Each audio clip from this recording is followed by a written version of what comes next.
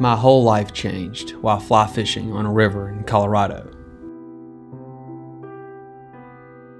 And I had no idea that I would later have a son, and his life would change on that same river. This is our story. Hey, I'm William McKenzie, and I'm a fly fisherman. Fly fishing has always been an escape for me. Psychologists call it the flow state, where time just kind of stands still, and all you can think about is where you are in the moment. You don't have to think about the questions that have been gnawing at you. I guess fly fishing has always been my go-to therapy since I was a little boy. Growing up, in the summers, I would go see my grandfather, who had a ranch in the Rocky Mountains, right by the Cache la Poudre River. My great-grandfather fished these rivers in the early 1900s using split bamboo rods and silk fly line. So I guess fly fishing is in my blood. The Poudre is a wild and scenic freestone river. It runs off snowmelt from the high country, so the drifts can be tricky, but the trout can be very rewarding. This place was always so much bigger than me, and I would need to come back to it one day. When I was 21, I was a member of one of the top fraternities at Ole Miss, and we knew how to have a good time. I could basically wake up every day and do whatever I wanted to do. So on the outside, I was having a lot of fun, but on the inside, I was empty and dissatisfied. I knew I needed to get far away that summer. I wanted to go back out to Colorado, see my granddad, and spend some time on the river. I think I needed to feel smaller.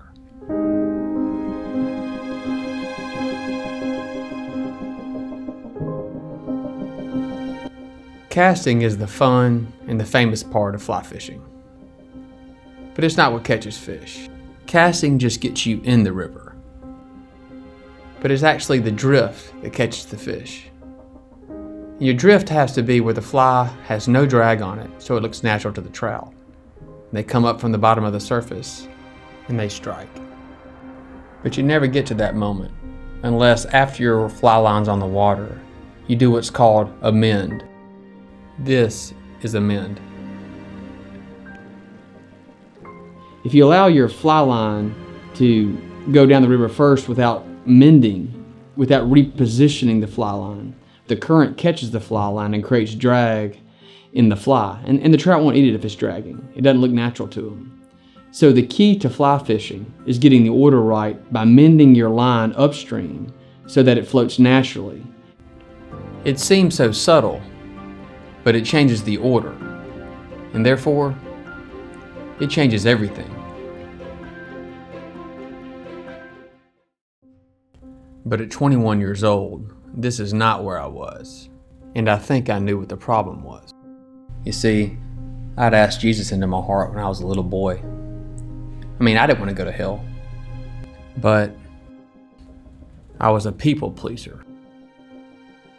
I had been leading myself down the river and trying to drag God along. And I was scared to give up control. So I was kind of stuck in this in-between place. I wasn't really following God, but I was pretty empty. I wasn't sure what to do. I just knew that I needed to spend some time on a river, hopefully catch some trout. And maybe then I could distract myself enough to feel peace. I was in the beautiful scenery, but nothing in me was beautiful. I had no peace, I was very insecure, and I was constantly measuring myself and my future against what people thought about me. And I just couldn't lay my head down on the pillow at night and get any kind of sense of that things were okay. So what I had to do, because working wasn't distracting me enough, being around my granddad wasn't even enough, and being around my friends wasn't enough. So after work, I would hightail it every afternoon to the Poudre River to get that last couple hours of fishing in. And I would fish till I literally couldn't see anymore, looking for something, for anything to make me feel alive. I thought it was the fishing, but no matter how many trout I hooked up with, it never moved the needle in my heart. It never took the emptiness away. What I realized every afternoon going to that river, hearing the white water, smelling the sage, touching the trout, none of it was ever going to be enough. And that really scared me.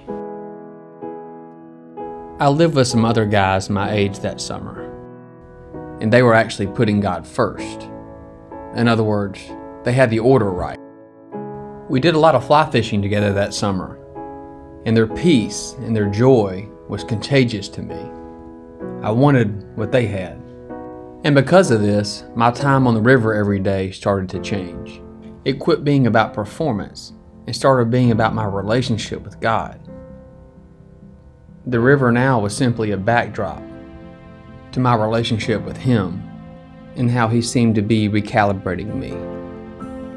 The more I realized how big He was and how much He cared, the more my life started to change, because I started surrendering more and more, eventually surrendering my future to Him. I said, God, I'll do whatever you want to do. I give you my life. I just want to be with you. And that's when everything changed. Now I wasn't simply hoping He would keep me out of hell one day when I died. Instead, I was letting Him lead me through my life here on earth. And that's how I changed the order. In other words, I mended. I was changed so much by this experience that I couldn't hold it in. I had such new peace and joy that I wanted to make it public. I got my opportunity later that summer when my buddies and I were camping and fly fishing by the river one day. Well, they were hitting dry flies that day, and I'll never forget the fishing. But I couldn't shake this thought in my head. I remember somewhere in the Bible it talked about getting water baptized, kind of like making a public proclamation of what God's done for you. It's almost like wearing a wedding ring after you're married. It just shows that you're married. And as I was fishing that day, I kept thinking, what would it be like to be dunked under the water baptized? So I brought the idea up to my friends, and they were all about it. This river is awesome. God changed my life here. I want to go under the water here. That's what I was thinking. And I remember they shuffled out into the river, pretty strong current, and they found a flat rock that I could kind of sit down on. And one of them held a camera and kind of captured the moment. And I remember holding my nose, going back under that water. And I came out and I had my long fraternity hair, you know, flinging it around. But I remember thinking, no, there's no going back now. I just made a public statement, and I'm happy I did. Because there's no feeling in the world like being all in. And I could tell I had a new momentum. What's crazy is that just a week later, I would meet my wife, a southern girl passing through Colorado for the weekend. One of the cool things about her is that she supports my fly fishing. She's given me 3 wonderful children. And my son Henry, well, he's a fly fisherman. He just took to it naturally. I think if I hadn't have given him a fly rod, he would have made one. I love my fish because he's special. Okay, throw him back. Your first fish. Good boy. I got my first fish. Bye-bye, fish. That was good. I was up on the deck, Uh-huh. and you said, Daddy, I got a fish, and you had cast it and caught it all by yourself, didn't you? I did. And from there, his passion for fishing just grew. Hey, Tim, what's going on here? I just caught a trout. It looks like it's a rainbow. Oh, good job. Here, I got the net. Awesome, I got the two net. rainbows. Oh, that's a beautiful fish, Henry. Oh, yes, sir. Great job. Henry was so passionate about fly fishing that it didn't take him long to learn. I tried to teach him everything I knew, and he was a really fast learner. And my time on a river started to mean more, because it was time spent with the Lord and with Him. He started to become downright gifted, and I started putting my fly rod up just so I could watch him fish. I saw my dreams coming true before my eyes. My father's the one that taught me how to fly fish, And now here I was with Henry, watching him take to the sport. My heart was very full, because I knew fly fishing would be a way for us to connect and to build our relationship. Good job. Good fish. It got to where we just started head hunting. He would find the biggest fish in the river, cast to it, and somehow get it to strike. And as his dad, I was trying to use these moments to shape his future, to pour into him so that he can reach his full potential one day. I couldn't get my mind off Colorado.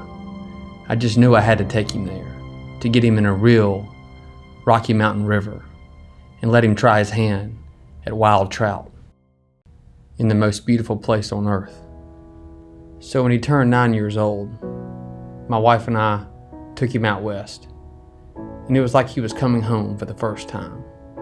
He was mesmerized. I could tell his heart was stirred the way mine was.